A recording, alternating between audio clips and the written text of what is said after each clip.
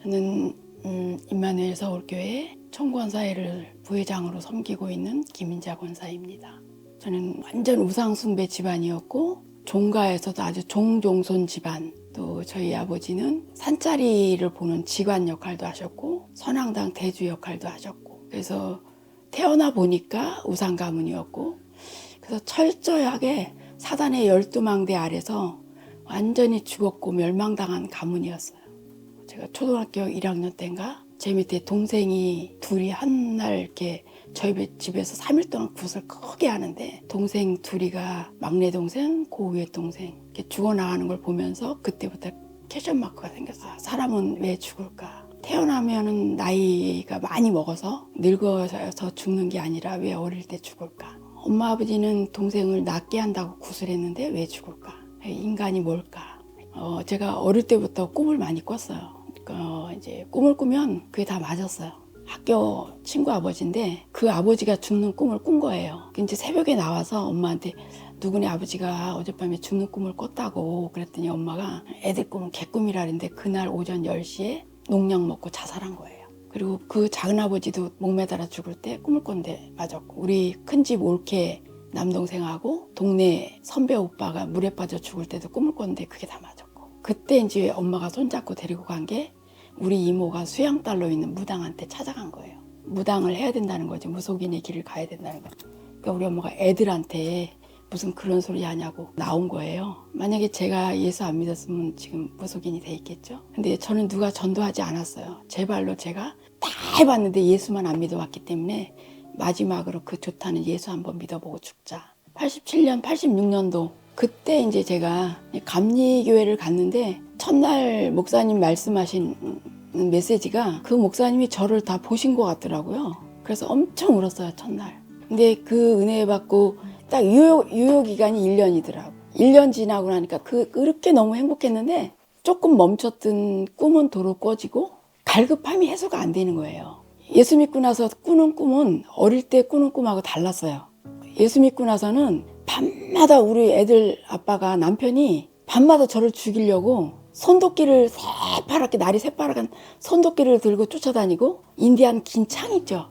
그걸로 계속 저한테 던지는 거예요. 그러니까 남편이 너무 싫죠. 그래서 새벽 예배에도 한 번도 안 빠지고 그때부터 철야 예배도 맨날 가서 기도하고 그러는데 구원의 확신은 있는데 내 속에서 일어나는, 가정에서 일어나는 그런 문제들이 답이 뭔지를 모르겠더라고. 얘기하면 목사님 일이 너무 힘들어 이렇게 얘기하면 그냥 기도해 이러니까 답답해 미치겠더라고요. 원주에 전도학교가 생겼을 때예요.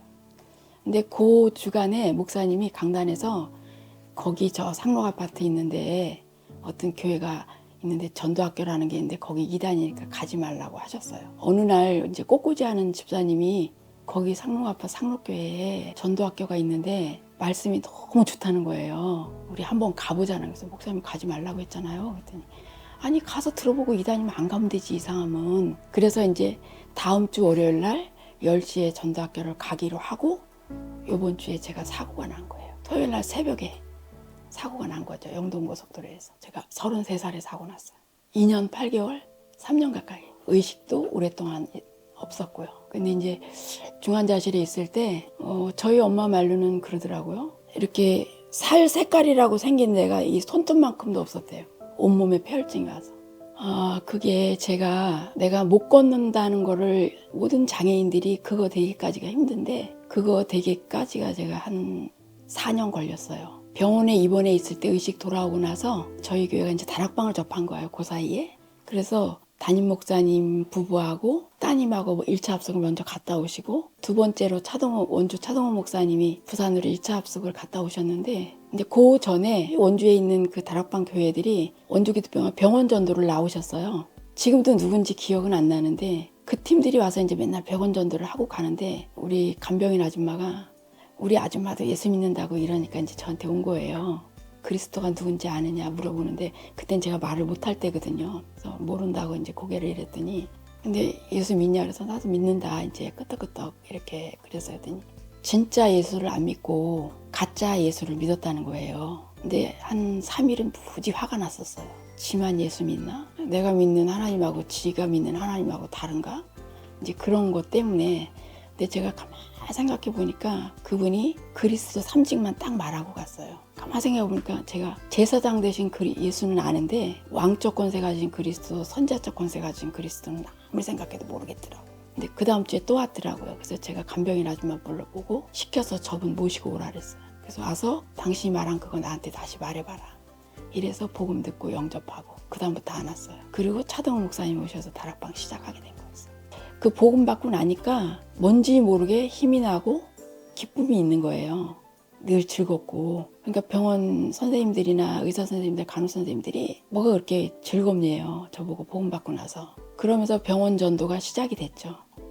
병원에 있는 환자들한테 다락방 시간에 우리 병실에 놀러와 이렇게 해서 주말에 이제 교회로 황장로님이 봉고차 병원에 끌고 오셔서 인솔해 주셔서 병원 교회에 가고 그랬죠. 황장로님은 누구? 황한구 장로님 같은 교회 출신이에요. 그분도 초창기 서초지교회 부산까지 내려가서 개척 멤버예요. 그러면서 그랬는데 이 복음 받고 나서 누군가에게는 전해주고 싶은 거예요. 근데 제가 이제 휠체어를 타고 있으니까 혼자 이렇게 나갈 수도 없고 집에서 하루 3번씩 구원의 길 가지고 정시 예배를 한 거예요. 그때만 해도 제가 이제 상처가 다 치유가 안 돼서 아파트 현관문을 못 잠그고 있었어요. 지나가는 잡상에 다 들어오는 거예요. 오만 사람이. 그런데 그때는 별말 안 해도 예수 믿으세요 이 말만 해도 펑펑 울고 영접하더라고요. 제가 5기초가 저절로 다 생겨졌어요. 집에서 매일 눈 뜨면 정시예배, 점심때 낮에 정시예배, 저녁에 잠자기 전 정시예배 하는데 들어오는 사람마다 하나님께서 그냥 다 예배된 사람을 보내시는 거겠죠. 영접운동이 일어나고 집회 갔다 오면 집에 전화에 메모리가 들어와 있어요. 병원에 수간호 선생님들이 막 메모리 남겨놓은 거예요. 힘든 환자들 너무너무 힘든데 급한 환자 있다고 전화 왜 안 받냐. 집회가 있으니까 안 받잖아. 그렇게 해서 병원 문이 열려서 원주기도병원 재활병동은 싹 다 다락방이 열렸었어요. 그리고 원무과 30명 직원 거기에 차동호 목사님 연결해드려서 거기 다 다락방 했고 재활병동에 전주 다락방 했고 각 병동마다 원주에 2차 병원 준종합병원 그래도 수간호사님들 다 모아놓고 어떤 수간호사님한테 제가 이제 복음편지 테이프를 하나 드린 거예요. 근데 그분이 삼과까지 듣고 자기 병원에 와서 해달라 해서 수간호사 9명 모아놓고 그 병원 다락방 열리고 이제 하나님께서 이 말씀이 정말 살아있는 말씀이고 그리스도가 다라는 거 답을 얻고 이것 때문에 내가 살아야 된다면 더 장애가 와서 더 나빠져서 사지마비에 대해서 침대에 누워있어도 괜찮고 안 좋아져서 뭐 천국에 가도 괜찮고 그 결론이 난 상태였기 때문에 내가 이 복음 때문이라면 우리 가문 처음에 합숙하기 전까지 우리 가문의 문제라고만 내 개인적으로 생각했는데 1차 합숙 가서 내가 이 복음 운동 때문에 이 상태로라도 살아있는 게 복음에 유익하다면 그게 하나님의 뜻이라면 이대로 더 살아도 괜찮다. 그런 이제 답을 냈고 그러면서 이제 와서부터 계속 문이 열리면서 지금 우리 교회에 와 계시는 곽순자 권사님이 팀 사역자였어요. 그분이 계속 문을 열어놓고 누구 영접 좀 사람 만나놓고 영접 좀 해줘요. 와서 끌고 가서 영접하고 개인 다락방을 여러 군데 한 10군데 넘게 하다 보니까 이제 시간이 병원 다락방도 한 10군데 이상 뛰고 일주일에 한 30군데 뛴 것 같아요. 저희 집에 치유 다락방 치유 전문교회 그 10군데 넘게 하던 집을 한 군데로 모아서 거기서 다락방을 하는데 10가정이 모이니까 애들이 20명이잖아요. 첫날 모아놨더니 깨물고 물어뜯고 삼키고 난리가 나서 엄마들이 다 시험 들게 생긴 거예요. 그래가지고 선생님 기도했는데 그 다음 주에 하나님 보내주셔서 어린이 다락방이 열리고 남편들 놓고 기도하자는데 우리 남편 절대 안 된대. 그래서 믿으면 더 잘 믿을 거니까 괜찮다. 그랬는데 그때 이제 다 믿기 시작한 장로님들이 우리 교회도 와 계시고 원주에도 계시고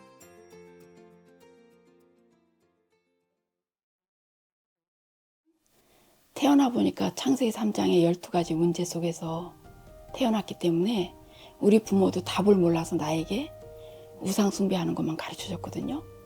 그런데 이 복음을 알고 인간으로서 절대 해결할 수 없는 운명과 저주와 재앙과 사단과 지옥 권세에서 영원히 해방받았다는 과거에서부터 영원까지 해방받았던 이것만으로도 저는 감사할 게 무궁무진하다고 생각해요. 인간의 사주팔자 운명을 어디 가서도 해결받을 수가 없거든요. 아무리 랩런트가 똑똑해도 숨기고 있어서 그렇지, 아무리 좋은 환경이라도 나름 속에 갈등이 다 있거든요. 해결되지 않는 그 문제를 세상 어떤 곳에서도 해결받을 수 없거든요. 오직 그리스도밖에 없다고 저는 믿기 때문에 진짜 그런 랩런트가 있다면 정말로 제 삶을 통틀어서 설명해 주고 싶어요.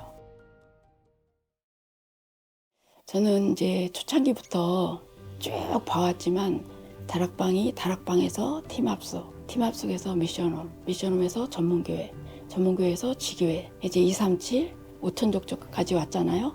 이 올 때마다 한 단계 업그레이드 할 때마다 전에 있던 유목사님에 대한 유언비어가 또 하나 붙어서 막 흔들어서 내보내고, 또 하나 올라가면 또 붙어서 와서 막 흔들어 내보내고, 그렇게 갔는데 저는 요번에 이 5천정족이 문이 열리면서 이 핍박은 이제 시작에 불과하다라고 봐요. 우리 임마누엘 서울교회는 저희 전국에서 부산으로 내려가든 어른들은 가는데 애들은 우리 랩런트들은 매주 갈 수가 없잖아요. 그럼 갔다가 와서 밤 꼬락 새고 와서 학교 가야 돼, 아이들이. 그걸 맨날 할 수가 없는 거예요.